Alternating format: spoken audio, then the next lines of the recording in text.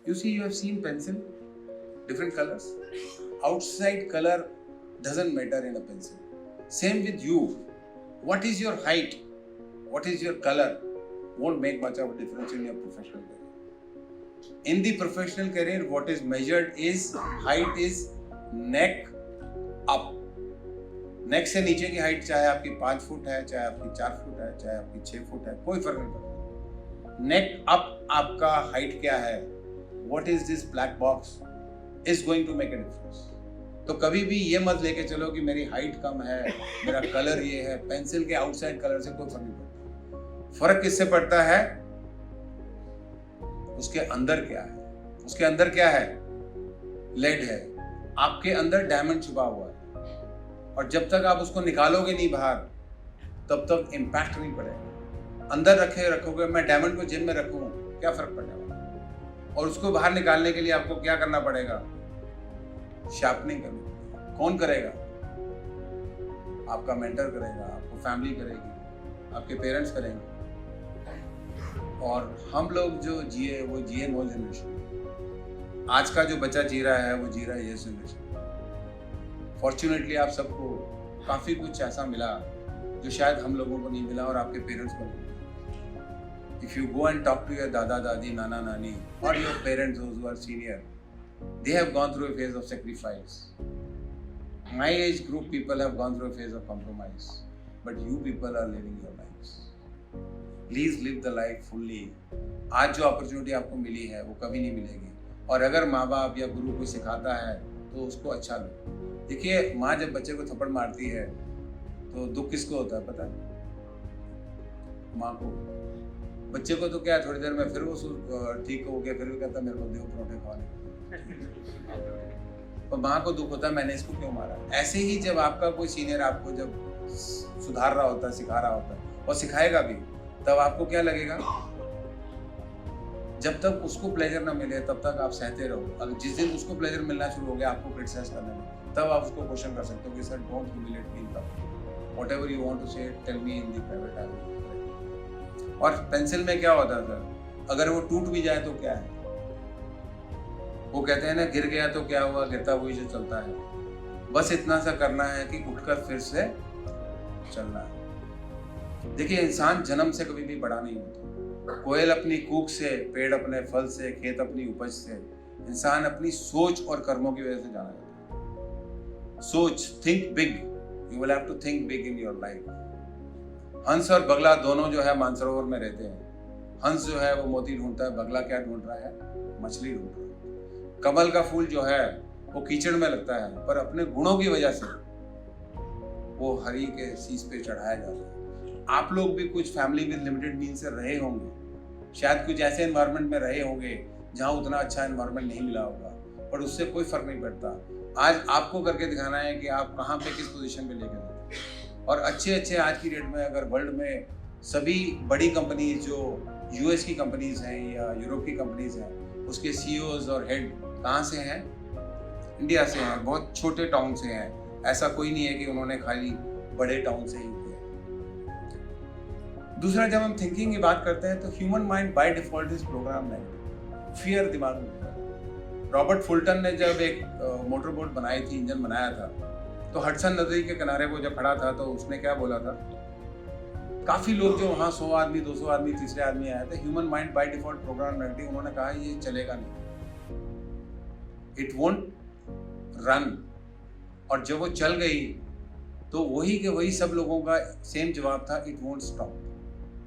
Human mind by default is program negative. You have to make it positive, and we are living with imperfections, so you will have to live with that. ये मत सोचो कि यार MBA करने के बाद सब चीज़ें परफेक्ट हो रही हैं, सब चीज़ें सही हो जाएंगी। लाइफ में हर दिन एक नया मोड़ होगा, हर दिन एक नई स्ट्रगल होगी, हर दिन एक नई कहानी होगी। उसको उसी तरह से जीना पड़ेगा, क्योंकि हम इस संसार में जीने के लिए हैं।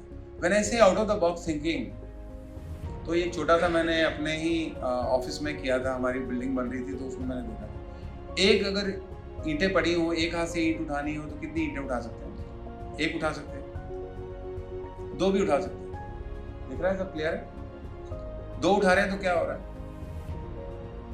प्रेशर आ रहा है। दूसरा हाथ लगाना नहीं। मेरे को भी नहीं पता था जब मैं एक्सरसाइज कर रहा था, क्योंकि मैंने टीवी में एक प्रोग्राम देखा तो उसमें बताया। अभी तक तो हम सोच रहे थे कि एक हाथ से 1 और 2 ही ईंटें उठा सकते हैं, क्योंकि दूसरा हाथ लगाना नहीं, रस्सी लगानी नहीं। और मैं आपको थोड़ा सिंपल कर देता हूँ। अगर आप 1 ईंट नीचे रखें और 2 ईंट ऐसे रखें और 2 ईंटें ऊपर रखें और नीचे वाली ईंट को उठाएं, तो कितनी ईंटें उठा ली आपने? कितनी उठा ली? पहले मैंने जब बताया था तो कितना दिमाग में चल रहा था? डिक फॉस्बरी से पहले जितने लोगों ने हाई जंप मारी थी, कैसे मारी थी? Out of the box thinking होती नहीं थी। और ये out of the box thinking आपको बाहर प्रोफेशनल वर्ल्ड में बताया जाएगा, बहुत बारी बोला जाएगा कि कुछ ना कुछ उल्टा सोचो। पर क्रिएटिविटी अगर आप में नहीं है, अगर आप में एंग्जाइटी नहीं है किसी चीज को पूछने की, जब हम छोटे होते हैं तो पूछते हैं ये आकाश कैसा है, स्काई कैसा है, ब्लू है, चिड़िया उड़ती है, क्यों उड़ती है। बड़े हो जाते हैं तो क्या करना शुरू कर देते हैं, चीजों को एनालाइज एंड जज करना शुरू करते हैं। यार मैंने पूछ लिया तो क्या कहेगा, इतना बेवकूफ है, इसको ये भी नहीं आता, आज के जमाने में गूगल कर लेता। पर हमारे में एंग्जाइटी और क्यूरियोसिटी रहनी चाहिए कि हम क्या कर रहे हैं क्या नहीं कर रहे। तो आउट ऑफ द बॉक्स। एक और स्टोरी है, एक राजा था 500-700 साल पहले, उस टाइम पे कैमरे नहीं होते थे, अभी तो लगा दिया उन्होंने। तो उसने बोला यार, उसने देखा मेरे पूर्वजों की सब हैंड ड्राइंग बनी हुई है, हाथ से बनाते थे ना पहले। आपने देखा होगा किसी जोधपुर में या कहीं जाओगे किसी महल में तो हाथ से बनी हुई फोटोज होती है, पेंट की होती है और बड़ी अच्छी फोटो। तो उसने बोला यार मेरे जो नौरत्न होते हैं ना, उनको बोला यार ये फोटो बनानी है। और वो राजा एक आंख से काना था और एक टांग भी नहीं थी उसको। तो सबने सोचा यार कि अगर मैं इसकी रियल पिक्चर इसको दिखा दूं तो पिटाई हो जाएगी, क्योंकि अपनी फोटो शीशे भी उस टाइम पे ऐसे नहीं थे कि वो देखता था या क्या करता, उसको इतना आइडिया नहीं था कि मैं कैसा लगता हूँ। तो 10 में से 9 जो है सिक लीव लेके भाग गए। हमारे भी होता है ना, जब प्रेजेंटेशन बनानी होती है तो कई क्या कहते हैं, जो अच्छा बनाता है उसको बोलता है तू ही बना दे पीपीटी, है मेरी तो आज तबीयत ठीक नहीं है, तो अच्छा है ना पीपीटी में। और आजकल के ऑर्गेनाइजेशन में अच्छे रहते हैं, कुछ शुरू में लोग जो अच्छे पीपीटी बनाते हैं चल जाते हैं, पर लॉन्ग रन में नहीं चलते। तो एक जो है वो आ गया और उसने कैसी फोटो बनाई, राजा शेर का शिकार कर रहा है, एक आंख उसकी बंद है, क्योंकि जब आप तीर चलाते हो तो क्या करते हो, और घुटना उसका नीचे टिका हुआ। तो out of the box thinking में आपको कहीं ना कहीं कुछ ना कुछ अलग सोचना पड़ेगा कि आप सोच क्या रहे हैं। 10 में से 9 लोग जब भी आपको मिलेगा कोई भी टास्क भाग जाएंगे। और मैं आपको बता दूं, लाइफ में प्रोफेशनल कैरियर में कोई कंपटीशन नहीं है। मैं आज आपको बताता हूँ, बड़ा क्लियर कर देता हूँ, 90% लोग तो काम ही नहीं करना चाहते। ओनली एक्स्ट्रा काम करने के लिए 10% लोग मिल जाए, 10 या 20 होंगे, परेटो प्रिंसिपल के हिसाब से 20 होंगे। तो आपका कंपटीशन किस में है? 20% में है, अगर आप काम करने वाले हैं। और अगर आप नहीं करने वाले, जैसे मैंने पहले आपको बता दिया, रघुपति राघव राजा राम जितनी तनख्वाह। वो हमारे एक और भी कहावत ना, थोड़ी हमारी कहावतें भी पुरानी हो गई। वो कहते हैं कुछ पाने के लिए कुछ पाने के लिए कुछ। बेटा कुछ पाने के लिए क्या खो गया? कुछ पाने के लिए कुछ करना पड़ता है, कुछ पाने के लिए कुछ, जब तक करोगे नहीं कुछ नहीं होगा। तो कहीं ना कहीं एक्शन जब तक नहीं होगा तब तक कुछ नहीं होगा। Fortunately India is the youngest economy. 65% of the population is below the age of 35, which you all know. Modi ji has been talking. भाइयों और बहनों, यहाँ आके इन्वेस्ट करो, पता नहीं क्या इन्वेस्ट हुआ इंडिया में, क्या नहीं। तो India is the youngest economy which has got 3C philosophy: change, confident and consumption. Fortunately जिस एज ग्रुप में आप हो, आप चेंज को एक्सेप्ट कर रहे हो, मैं नहीं कह रहा नहीं कर रहे। अदर देन दी गर्ल, और नहीं गर्लफ्रेंड गलत बोल दिया, वाइफ, कुछ लोग शादीशुदा तो नहीं होंगे, अदर देन दी वाइफ, टुडे सिनेरियो में आप सब कुछ चेंज कर सकते हो, इंक्लूडिंग गर्लफ्रेंड, मोबाइल, गाड़ी, घर, एनीथिंग कर सकते हैं ना। हाँ कुछ लोग हाँ बना रहे हैं क्योंकि उन लोगों का पहले 1-2 सीक्वेंस हो चुके हैं। Then the youth is confident also to take a decision. Confident है, चेंज के लिए भी है, कॉन्फिडेंट भी है। आज आपको मैं बोल दूं, आपको यूएस जाना है, स्विट्जरलैंड जाना है, तो वीज़ा वूज़ा सब लगवा लेते हैं, सब नेट पे कर लेते हैं, सब कॉलेज में निकल लेते हैं, वहाँ जाना है क्या, खाली क्या चाहिए उनको, पैसा। पैसा पेड़ पे लगता है, पहले बोला जाता था बेटा पैसा कमाना पड़ता है, कहीं पेड़ पे नहीं लगता। कॉन्फिडेंट है आज का यूथ टेकिंग डिसीजन। कंजम्पशन भी बहुत बढ़ गई। We have lived through family with limited means. छोटे घर होते थे, गीजर नहीं होते थे, इमर्शन रॉड कुछ लोगों ने देखी होगी, कुछ लोगों ने स्टोव देखा होगा, कुछ लोगों ने गैस देखी होगी। आज हर घर में गीजर लगा है, हर घर में बच्चे का बाथरूम अलग है, हर बच्चे का रूम अलग है, हर बच्चे के पंखे की चॉइस अलग है, हर बच्चे को पेप्सी पीनी है, हर बच्चे को कोक पीनी है। हमारे टाइम पे, उस टाइम पे किसान की स्क्वैश और रूअफ़ज़ा आया करता था, और ये इंस्ट्रक्शन होती थी कि कमरे में तब तक नहीं आना जब तक वो वाला पहला वाला जो चाय का सेशन खत्म ना हो जाए, क्योंकि वो तो दो ही होती थी ना बेटा। आजकल बच्चा ट्यूशन पे जाता है, वापसी में पढ़ते हुए कैन में पी के आता है, उसको पता है कैन का रेट 2.5 टाइम्स है, फिर भी पी के आता है। अच्छी बात है, मैं ये कह रहा हूँ कि इकोनॉमी हमारी डेवलप हो गई, सब चीज़ें अच्छी होगी, पर आज का जो यूथ है वो तीनों चीज़ें कहीं ना कहीं कर सकता है। और मैं इस बात पे एक और बात बोलना चाहूँगा, in our country we most of the time say make in India. I will suggest you, please remain in India, please remain in India, don't go abroad. कई बार क्या होता है, जो बीटेक करने के बाद में कुछ लड़के मैंने देखा है, ज़्यादातर लोग एमएस करने चले जाते हैं।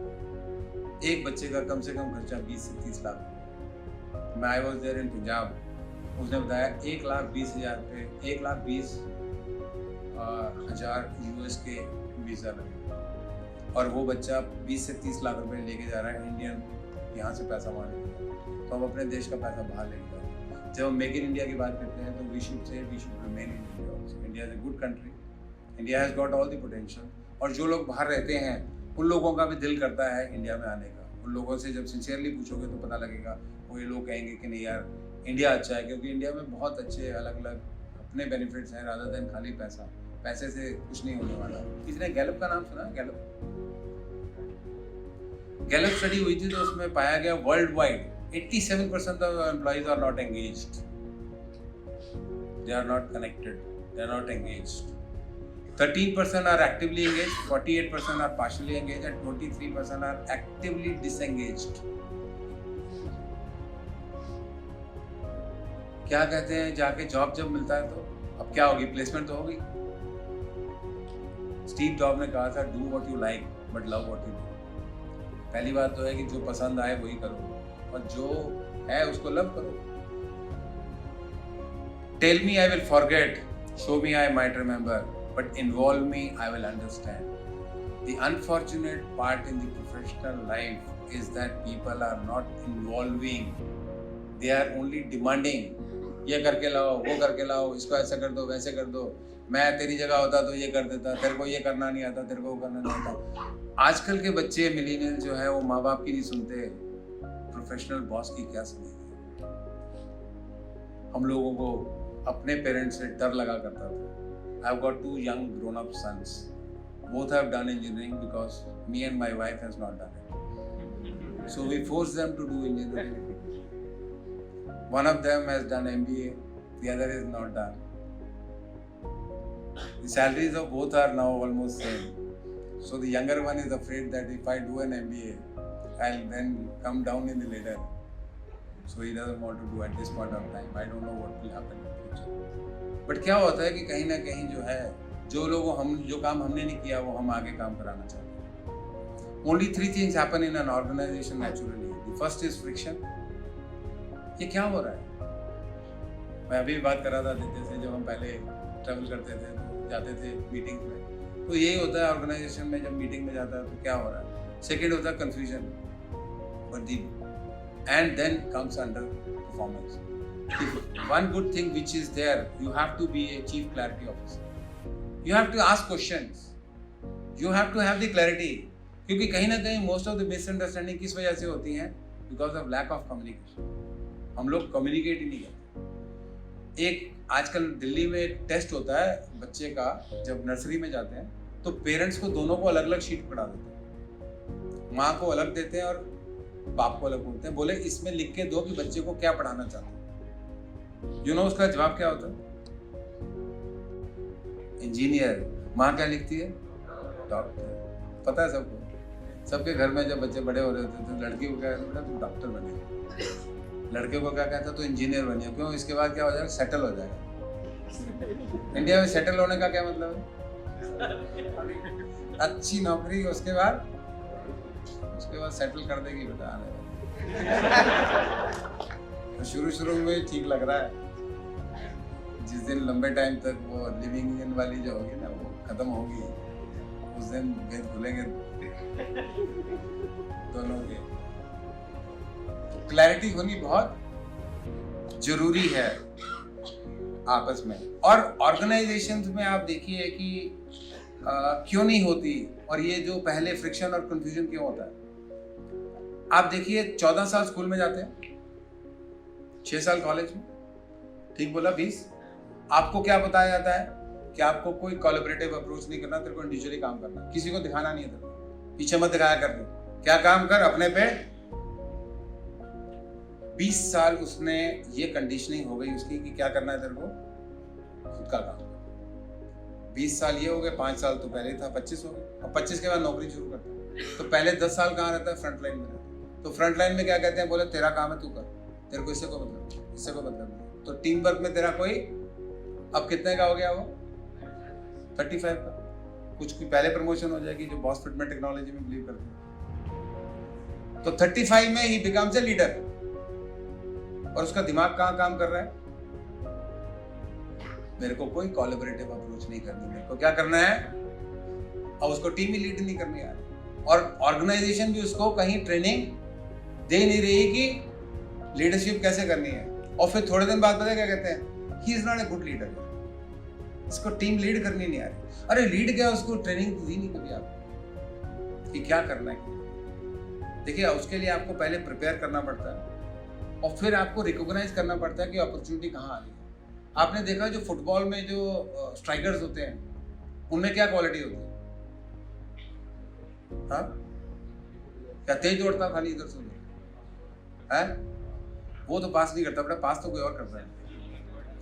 उसका काम ये होता है कि वो एंटीसिपेट करता है और रिकॉग्नाइज करता है कि बॉल कहाँ और आएगी तो क्या करना है, प्रॉपर तरीके से मारना, स्ट्राइक कहाँ करना है प्रॉपर। तो कहीं ना कहीं आपको रिकॉग्नाइज करना पड़ेगा कि क्या होने वाला है। हमने प्रिपेयर किया नहीं, उसको पता भी नहीं है कि आगे क्या होने वाला है, तो कहीं ना कहीं वो जो है उस चक्कर में वो फंस जाता है। उसी चक्कर में ऑर्गेनाइजेशन में अंडर परफॉर्मेंस शुरू हो जाती है। तो आज ऑर्गेनाइजेशन जो ट्रेनिंग मॉड्यूल पे पैसा खर्च करती है वो इसीलिए खर्च करती है ताकि स्किल डेवलपमेंट हो। जब तक आपकी स्किल अपग्रेड नहीं होगी तब तक कुछ होने वाला नहीं। देखिए ह्यूमन बॉडी जो बनी थी ना, हजारों साल पहले बनी है, इसमें कोई अपग्रेडेशन हुआ आज तक? मोबाइल में हर 15 दिन बाद होता है, लैपटॉप में होता है, टेक्नोलॉजी में होता है, फोटोग्राफी में होता है, डिजिटल में होता है, सब चीज़ों में होता है, सिनेमा में होता है। ह्यूमन बॉडी में आज तक कोई भी अपग्रेडेशन नहीं हुआ, पर एक अपग्रेडेशन उसने छोड़ के रखा था। क्या?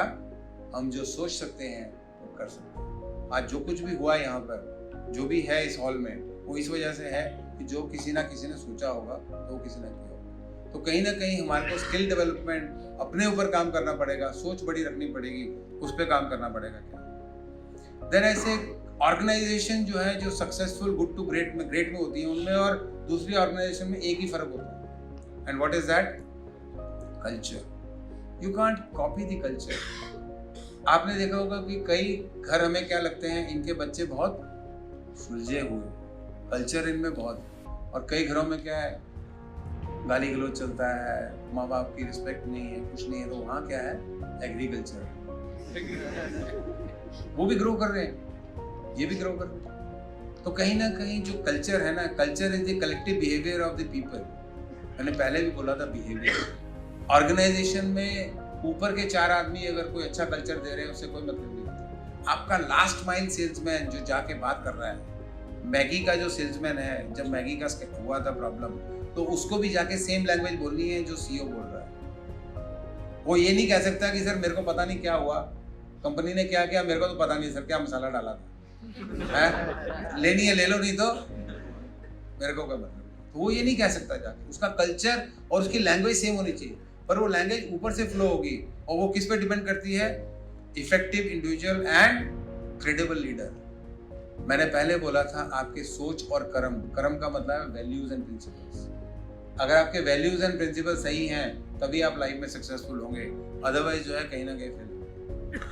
Unfortunately, our education system and we have a wrong parenting. I will admit myself also. मैंने पहले बताया कि हम दोनों ने इंजीनियरिंग नहीं करी तो दोनों बेटों को एजुकेशन सिस्टम हमारा गलत क्यों है? और ये ब्रिटिशर्स ने जान के रखा था। 14 साल जब स्कूल में जाते हैं तो हमारे को क्वेश्चन यस या नो में आंसर देना या आंसर देना है क्वेश्चन। हमें कहीं भी जो है हैंडलिंग फेलियर्स या ऑब्जेक्शन हैंडलिंग पे सिखाया नहीं जाता। हमें क्या बताया जाता है, आप जो रट के पढ़ के आ जाए वो दे दे, वो नंबर पार। इसीलिए बच्चे क्या करते हैं, पढ़ते रहते रटते रहते हैं। वो जिसकी स्कोरिंग अगर वो फर्स्ट सेकंड थर्ड नहीं आ रहा तो कई बार तो घर में आने नहीं देते थे। और मैं तो एक दो बारी तो प्रमोटेड पास हुआ था, तो रिपोर्ट कार्ड तो हमारे टाइम पे तो दिखाते भी नहीं थे, चल जाती थी। आजकल तो नेट पे आ जाती है सीधी, माँ बाप को भी। तो कहीं ना कहीं 14 साल स्कूल में और 6 साल कॉलेज में हमारे को क्या सिखाया जाता है, आंसर यस या नो में देना है। तो हमें हैंडलिंग प्रॉब्लम सिखाया नहीं जाता, फेलियर हमें सिखाया नहीं जाता कि फेल कैसे होना है। तो उस पॉइंट ऑफ व्यू से जो है हम नहीं करते। और पेरेंटिंग में भी क्या है कि हम लोग सब 1,50,000 बारी एक बच्चा 14 साल की उम्र तक ये सुनता है कि तू नहीं कर सकता। क्या सुनता है वो? तू नहीं कर सकता। तो उसके दिमाग में क्या फिट हो जाता है, मैं नहीं कर सकता। That is the story of a well and two boy. 2 बच्चे थे, एक 6 साल का था, एक 10 साल का था। तो वो गांव में पतंग उड़ाते थे। एक कुआं होती है, कुआं समझते हैं? एक कुआं तो होता है जो ऊंचा होता है, कुइया क्या होती है, ग्राउंड लेवल पे होती है। तो जो बड़े वाला था वो इधर था, वो उड़ रहा था तो वो नीचे गिर गया। छोटे वाले ने देखा कि दूर दूर तक कोई भी नहीं है बचाने वाला, टीम में तो कोई है नहीं। तो उसने देखा यहाँ रस्सी पड़ी है और एक बाल्टी पड़ी है, तो उसने क्या किया, बाल्टी को डाल दिया बीच में। बड़े वाले ने क्या किया, पकड़ लिया, क्योंकि वो नीचे था। उसने क्या करना था, ऑप्शन एक थी, या तो वो भी नीचे आ जाता छोटे वाला, पर छोटे वाले ने उसको खींच के बाहर निकाल दिया। ये कहानी है, सच्ची है झूठी है, मैं आपको मॉरल इसमें बताऊंगा बाद में। जब वो गए तो डर रहे थे घर में जाके कि किसको बताएं। तो उन्होंने कहा घर में जाएंगे तो क्या, हम पहले तो हाथ खुले होते थे ना, दोनों साइड चलते थे, पिताजी का और माताजी का दोनों साइड चलता था कि पढ़ाई हो जाती थी। क्या करके आया तू, क्या शरारत करके आया, क्यों हुआ, क्या मर जाता, क्या हो जाता, क्या होता। कई बार वर्ड सुना हमने।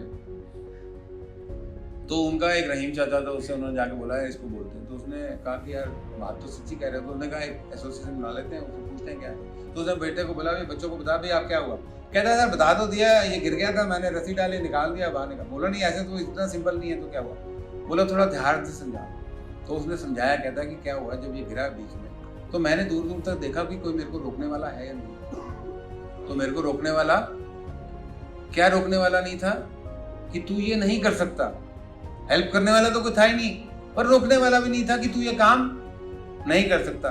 दूसरा कहता है कि इमोशनली मैं इतना स्ट्रांग हो गया था, क्योंकि मेरे को बचाना किसको था, मेरे को अपने दोस्त को बचाना था, और वो मेरे से बड़ा था। उस टाइम हमें खुद को रोकना है और ना ही हमें कोई और रोक सकता है। देखिए दुनिया में आपको रोकने वाले बहुत मिलेंगे, लेग पुलिंग क्रैब मेंटालिटी बहुत मिलेगी, पर आपको उसमें जाना नहीं है। और ऑर्गेनाइजेशन जो होती हैं, it is a combination of the organ. जैसे हमारे ऑर्गन्स हैं, अगर एक भी ऑर्गन काम नहीं चलेगा तो organisation good to great, Jim Collins की एक बुक है गुड टू ग्रेट।